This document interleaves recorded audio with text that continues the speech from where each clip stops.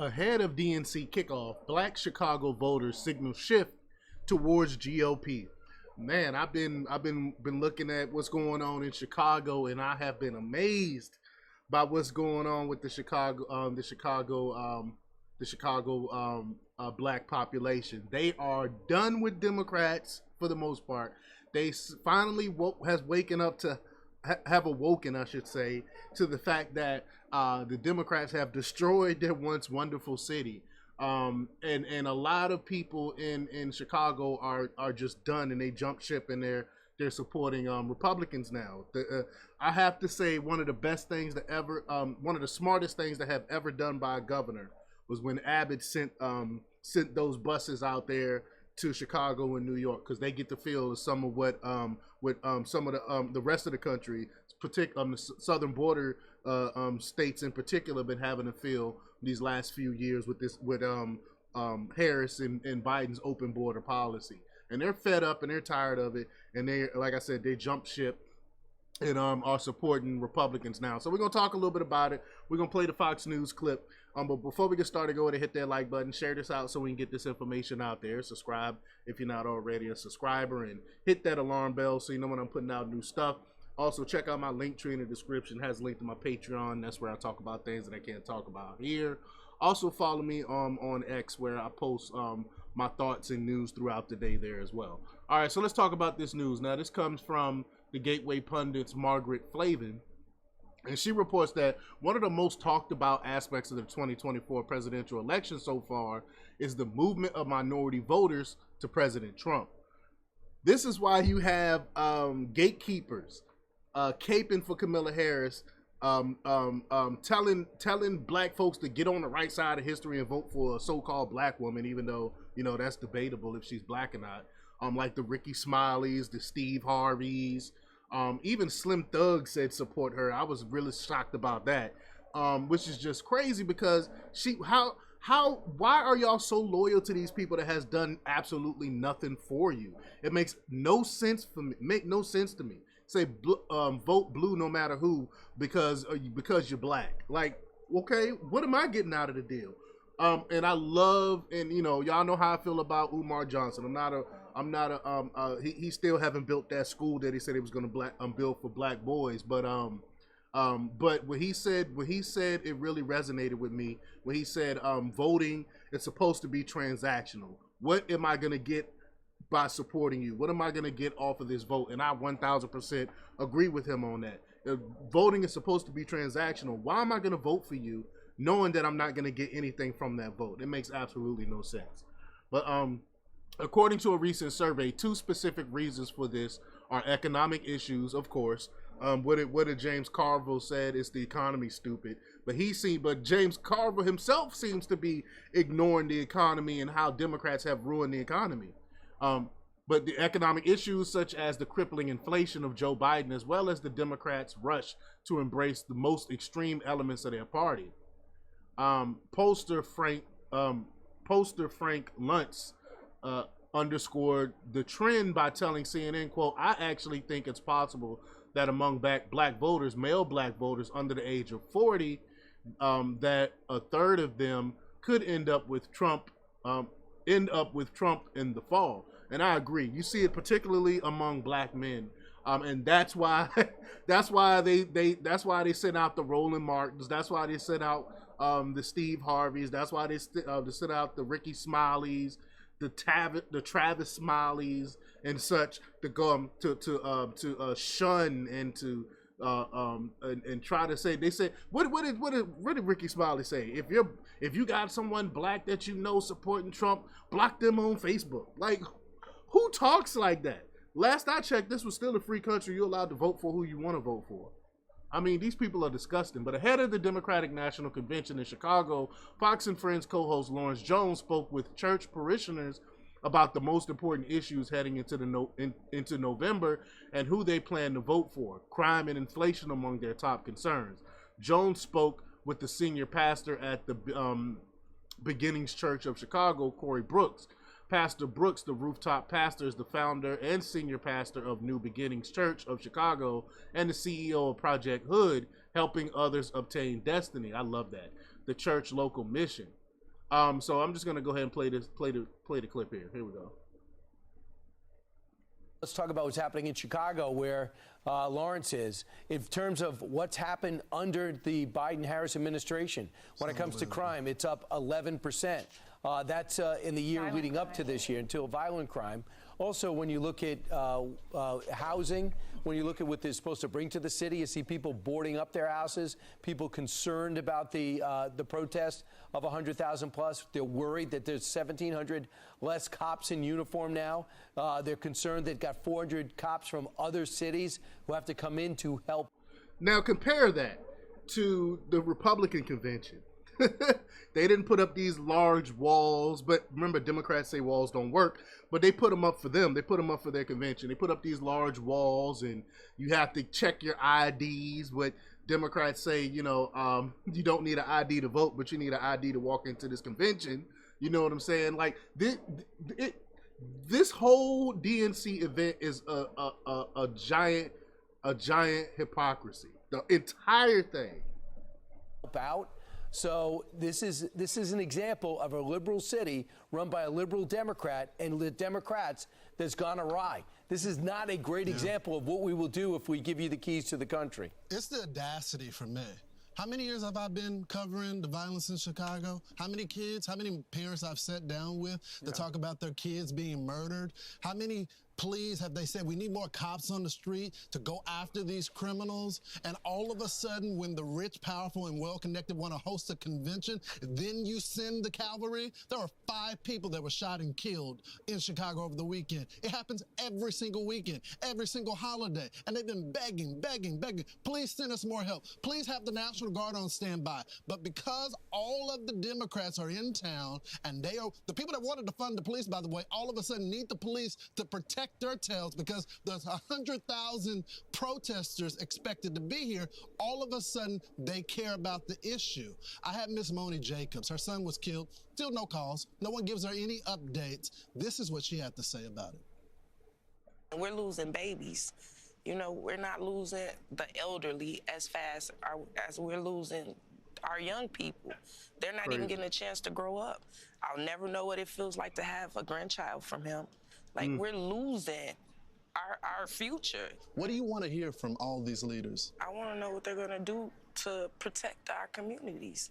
It's everywhere, Democrats ain't gonna do my nothing. focus is here. This is my home. Been here all my life. I want to know what they're going to do to bring justice to the parents that are losing their kids. Like, what are you going to say to them? Well, I'm sorry, it's not working. How about they start, guys, with what they do for themselves? I mean, they know how to protect themselves. We see what they're doing at the convention today, this week. So why aren't you providing the people of Chicago with that same standard of protection? How about this? They're spending... It's simple, because they really don't care. It's about platitudes. It's about saying the nice things. It's about being inclusive. It's about all those things. But when it comes down to actually helping people, there is absolutely no action there. $400 million over the last 2 years on illegal immigrants. Yes. They have, by the way, they have 1,390 shooting incidents so far this year, 344 murders, 5,480 robberies, 1,217 sexual assaults. And this is where the Democrats want to display their 4 days of fun. It's kind of crazy, bizarre that they would want to underline this type of performance. Lawrence, what's sad, too, is when you look, those 5 that you talk about, one was in their 30s, one was in their late 20s. Yeah. These are young people, and she said, I'll never meet my son's grandchildren. He'll never have children. She said she's having to describe this or explain this to her other kids. She wants to be able to cry, and it's really, really hard, but she's trying to be strong for her other children. I mean, imagine going through that as a parent, and we're seeing that time after time. You've interviewed so many of them. The little kids that are shot at their family barbecue on their front lawn or in their backyard, and they're killed right there on the sidewalk in front of their grandmother's house. It's just heartbreaking. I wish they would do something about this. Ultimately, they're having the DNC in Chicago because it's a reliably Democratic stronghold.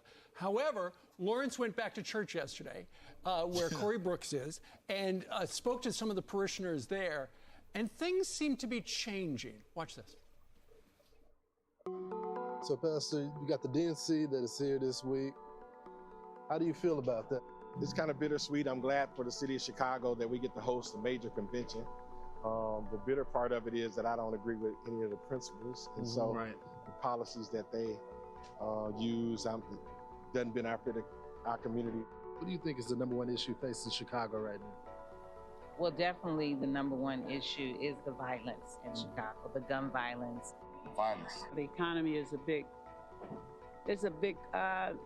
question mark, you know? You go to the grocery store, you know, eggs, bread, just small items are large in price now. I think for my congregation and for others, it's kind of changing a little bit because so many people don't agree with the policies. And so I think there's definitely growth in my church as far as being more independent in their thinking.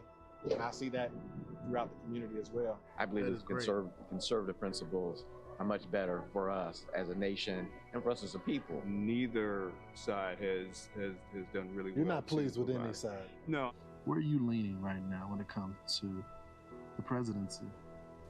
Probably toward Kamala. I'm undecided. I'm going to say at this point, I don't know who's best because we haven't really heard their plans or intentions, how to solve the issues. My vote would be Kamala Harris. It'd be historical for one, you know, first black female president. Does that put extra weight on your decision this election time? Absolutely not. I would say none at all. No. Yes, there's definitely a lot more pressure. I want to hear more about what she's going to do because being black is one thing, but we've had black people to disappoint us. Being a woman is one thing, but we've had women to disappoint us. So I think the main theme is, what is your platform? My thing is, it's about time for the black community to start looking at the Republican Party. The Republican Party is pro-family, they're pro-business, they're pro-education, school choice. I mean, come on. Thanks. It's time to do something a little bit different. I hate identity politics. The fact that people believe that you have to vote for a person just because they're black or just because they're a woman is totally opposite of what we need to be doing. We need to make sure that we vote for people that align with our policies. So early in the show, I talked about the stuff that worries me. I want to talk about what actually encourages me. Two things. The people that are on the south side of Chicago that I spoke with yesterday are saying the same thing that we're hearing in diners all over America, right? In the middle of America especially. They're saying things aren't going well. The economy. I notice it when I go to the grocery store. The second That's why I think CNN is not going to go to any more barbershops because the brothers in there gonna tell the truth. You remember when they went in the barbershop and they were like, "Yo, we for Trump, man. You know, Kamala Harris ain't it." And they were shocked, but I wasn't shocked because I know what real people talk about. The thing that encouraged me is that there's still a lot of undecided voters, and the question is, who is the candidate that's gonna paint the best message that there's going to be a greater America? We'll have to see. I mean, we still got a lot of time, guys. Right. I know the ticket in Chicago running on joy. There's going to be a lot of joy. Yeah, because there's so much joy going on right now. Right. No kidding. Listen. All right, so we definitely need to call out Kamala Harris on her terrible policies. I mean, when they asked her about how her spending, how her policies is gonna be paid for, and she said it's gonna pay for itself. I mean, this she won't explain anything. It's crazy. How can you support anything like that? But Pastor Brooks have been vocal about how Democrats have failed the black community. In June, Pastor Brooks wrote an op-ed about Democrats' disastrous policies. He said every single one of these Democrats pride themselves on being on the side of the good. It's their bread and butter. It's what they advertise. They come into my impoverished, violent, but at the same time a proud working class neighborhood, and they tell us, I stand with the blacks, the minorities, the women, the impoverished, the marginalized, and so on. If they stand with us, then why are so many of our kids failing to learn how to read? It's crazy. I could talk about how many kids that I've worked with alone here that can't read at all. And I'm talking about 16, 17, 18 years old. It's crazy. Reading is everything, and that's it. They don't want the kids to be critical thinkers. They don't want them to be able to read, because if you're a critical thinker, if you're able to read and learn things on your own, you would know how disastrous the Democrat Party really is. So of course they want to keep them dumb. They want to keep them uneducated and not knowing how to read. But reading is everything. It's the most important thing a child can learn and develop over his or her scholastic career. Reading is what opens doors and creates opportunities. Reading is knowledge, and that's what fills empty souls with purpose and brings them to life. And I've always been an avid reader since I was a little baby, because I remember when I was a little baby, could barely walk, I would see my dad reading, and even though I couldn't read, I would pick up a book and try to imitate him and pretend like I was reading, because I wanted to be like my dad. My dad was an avid reader. And you don't have that today. You don't have kids interested in wanting to learn things and read and get information.